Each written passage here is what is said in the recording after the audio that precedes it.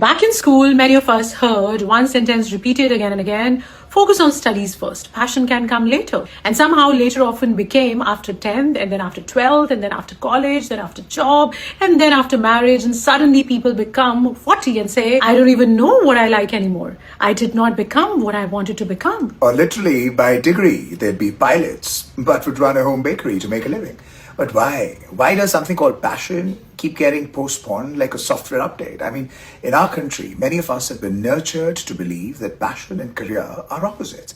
In fact, enemies. If a child spends time making films or writing stories or coding games, baking cakes, building robots or running a small page online, somehow it is expected that his studies would collapse. He'd become a loser. Which is quite ironic because ideally, children should be allowed to discover themselves during childhood so they can later choose careers that are meaningful and rewarding. In our culture, often the sequence becomes the opposite. First choose the career, doctor, engineer, CA, or something that can make kitty party friends happy. Then beta, passion le sari umar pai hai. Today, however, university admission officers are asking something very loudly and very clearly. When you apply for a course, they ask, why this course? If you choose animation, they want to know, how do you know you actually love animation? If you take psychology, what made you realize you enjoy psychology? If you're choosing entrepreneurship or an MBA pathway, what assures us that you genuinely have interest and potential there? Because universities need to make sure, can the student, that is you, sustain your interest? Can you remain committed?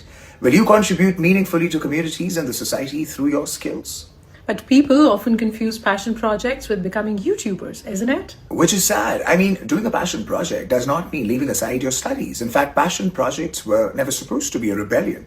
They're simply those low-pressure spaces where curiosity gets permission to breathe. What actually counts as a passion project? Almost anything. Writing stories, creating videos, photography, building apps, making music, gardening, podcasting, coding, designing clothes, teaching younger children, making science experiments, running a small online page, even collecting insects, repairing gadgets, documenting local history. In fact, the activity itself is not important. What matters is how repeatedly you come back to it, because repeated curiosity leaves clues to your temperament, your personality, in fact, your trustworthiness. And those clues are exactly what admission officers or future employers want to see, and memorizing the chapters can't showcase them. So would it be fair to say that children already have passion projects, but adults either neglect them or somehow kill them? Mostly yes, because somewhere along the way, children start hearing, will this come in exams? Will this give marks? What prize will I get? Will this help in jobs? And if the answer becomes no, the value of that activity quietly starts reducing. So parents should start documenting what they see their children repeatedly enjoy doing without being forced. Because years later, these won't be merely photos or certificates. They would be evidence, stories, the narrative of your child's exploration journey. And that counts in admission and job success. For education and parenting insights, follow us. All the best. All the best.